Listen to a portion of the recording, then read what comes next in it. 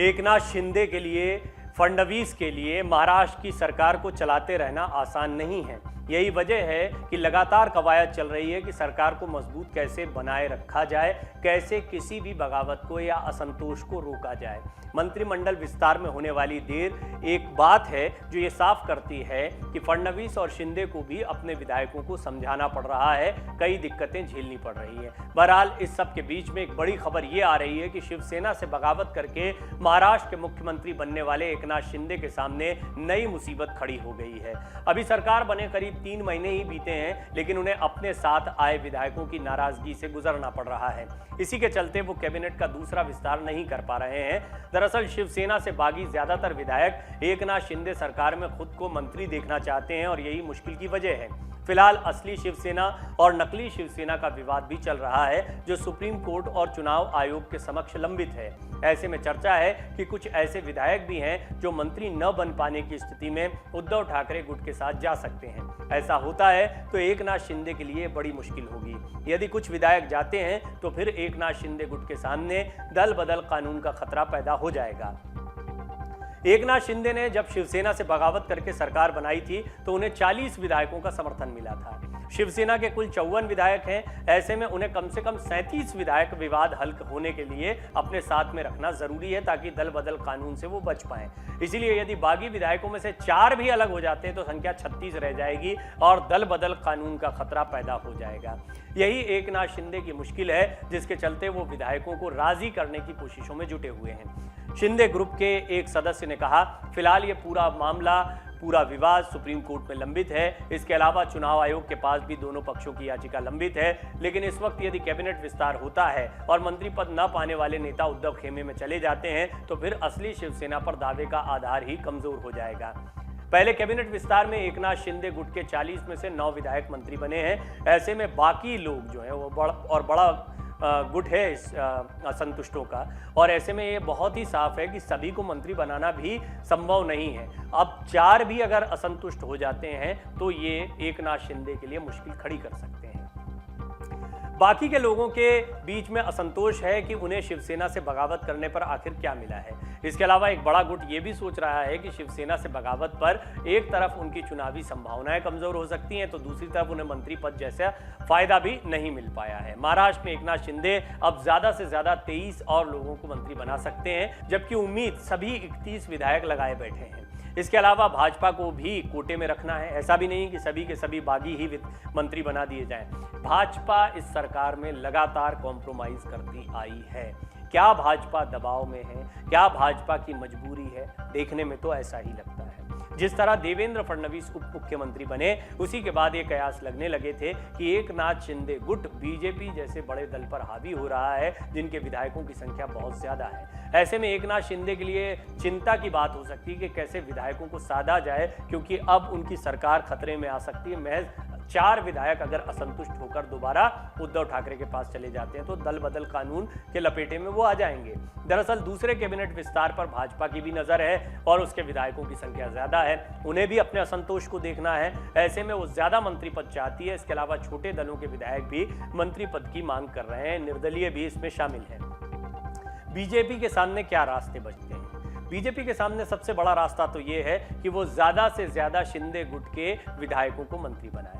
दूसरा बहुत महत्वपूर्ण आधार ये है कि असली शिवसेना किसकी होती है इसका फैसला हो। जैसे ही असली शिवसेना एकनाथ शिंदे को मिलती है उसके बाद उनकी राह शायद इतनी मुश्किल ना हो, लेकिन शिवसेना पर कब्जा करना इतना आसान नहीं है। इसको लेकर तमाम कानूनी पेचीदगियां हैं जिनसे इस वक्त एकनाथ शिंदे दो चार हो रहे हैं और इसमें बीजेपी भी उनकी बहुत ज्यादा मदद नहीं कर पाएगी।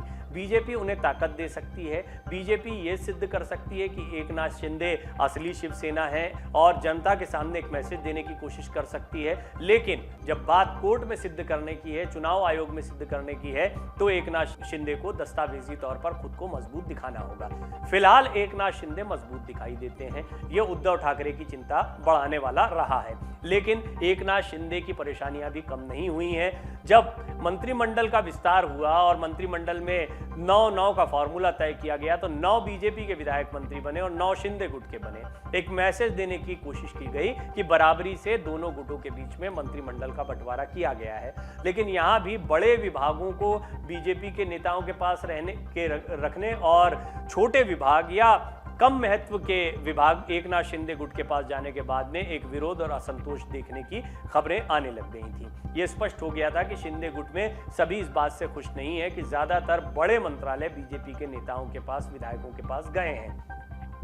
खुद देवेंद्र फडणवीस बेशक उप मुख्यमंत्री हैं, लेकिन इसके बावजूद वित्त मंत्रालय और गृह मंत्रालय जैसे महत्वपूर्ण विभाग उन्हीं के हाथ में हैं। बजट के लिहाज से देखा जाए तो उनका बजट मुख्यमंत्री से भी ज्यादा दिखाई देता है काम करने के लिहाज से, और कुछ यही स्थिति बीजेपी के सभी मंत्रियों के बजट की दिखाई देती है। ये कुछ आधार हैं जिसके बाद में एकनाथ शिंदे गुट कमजोर पड़ सकता है। एक और महत्वपूर्ण वजह यह है कि एकनाथ शिंदे ने अभी भी इसे शिवसेना के तौर पर ही प्रस्तुत किया है। उन्होंने किसी पार्टी में विलय नहीं किया। इससे पहले राज ठाकरे उन्हें ऑफर दे चुके हैं कि अगर आप चाहें तो मनसे में विलय कर सकते हैं। दल बदल कानून की अपनी पेचीदगियां हैं और जिस तरीके से कोर्ट में पूरे मामले को एकनाथ शिंदे ने अपने वकीलों के जरिए रखा है, उससे स्पष्ट है कि एकनाथ शिंदे ये सिद्ध करना चाहते हैं कि ये पार्टी की अंदरूनी लड़ाई है, इसका दल बदल से कोई लेना देना नहीं है। हमने पार्टी छोड़ी नहीं है, पार्टी में बगावत करके कोई नया दल बनाया नहीं है। हालांकि आपको याद होगा जिस समय ये बगावत हो रही थी उस समय ये भी कहा गया था कि हम शिवसेना बाला साहेब बनाएंगे, हम बाला साहेब के विचारों को आगे बढ़ाएंगे, जैसी बातें भी सामने आई थी। लेकिन लड़ाई अब इस स्तर पर पहुंच चुकी है जहां पर एकनाथ शिंदे क्या शिवसेना के असली प्रमुख बन पाते हैं, इस बात को तय होना है। और ये बात 2-3 मोर्चों पर तय होगी। कोर्ट और चुनाव आयोग तो अपना काम करेंगे, लेकिन जनता के बीच में बीएमसी चुनाव के दौरान भी ये बात स्पष्ट हो जाएगी। उससे पहले एकनाथ शिंदे के लिए ये बहुत ही संवेदनशील समय रहेगा। यही वजह है कि वो राज ठाकरे से मिल रहे हैं, वो अपने विधायकों को मनाने की कोशिश कर रहे हैं और यहाँ तक कि नार्वेकर से मुलाकात, जो कि उद्धव ठाकरे के नजदीकी माने जाते हैं, उनसे भी उन्होंने मुलाकात की है। कुल मिलाकर एकनाथ शिंदे की अपनी राजनीति है। वो ये जानते हैं कि जब तक वो शिवसेना में है, शिवसेना उनके साथ में है, तब तक उनकी ताकत है, और यदि ये ब्रांड उनके साथ नहीं है तब उनकी स्थिति वो नहीं रह जाएगी जो फिलहाल देखने को मिलती है, जहां बीजेपी बार बार दबाव में आ जाती है। बीजेपी और देवेंद्र फडणवीस के सामने सबसे बड़ी चुनौती है अपनी इमेज को जनता के बीच में ठीक बनाए रखना। दरअसल चुनाव के पहले देवेंद्र फडणवीस और बीजेपी ऐसा कोई मैसेज नहीं देना चाहेंगे कि वो एक बार फिर विफल हो गए, लिहाजा सरकार चलाए रखना और उसके लिए तमाम कॉम्प्रोमाइजेस करना, ये बीजेपी की मजबूरी दिखाई देती है। आगामी मंत्रिमंडल विस्तार में एकनाथ शिंदे गुट के ज्यादा से ज्यादा विधायक मंत्री बनना चाहेंगे, और ऐसे में क्या बीजेपी के सभी विधायकों को या जिन लोगों को उम्मीद है मंत्री बनने की, उन्हें किनारे किया जाएगा, उन्हें समझाया जाएगा? ये भी देवेंद्र फडणवीस के सामने एक चुनौती रहने वाली है। खैर, आने वाले दिनों में क्या होगा ये देखना होगा, लेकिन एक बात बहुत स्पष्ट है कि अब एकनाथ शिंदे की चुनौतियां बढ़ती दिखाई दे रही हैं। ये सुगबुगाहट है, कयास लगाए जा रहे हैं कि एकनाथ शिंदे गुट में सब कुछ ठीक नहीं चल रहा है। बागी गुट में अगर फिर से बगावत होती है, कुछ विधायक उद्धव ठाकरे के पास लौट जाते हैं, तो पूरी स्थितियां पलट सकती हैं। डाउनलोड करें अमर उजाला ऐप और पाएं खबरें लगातार।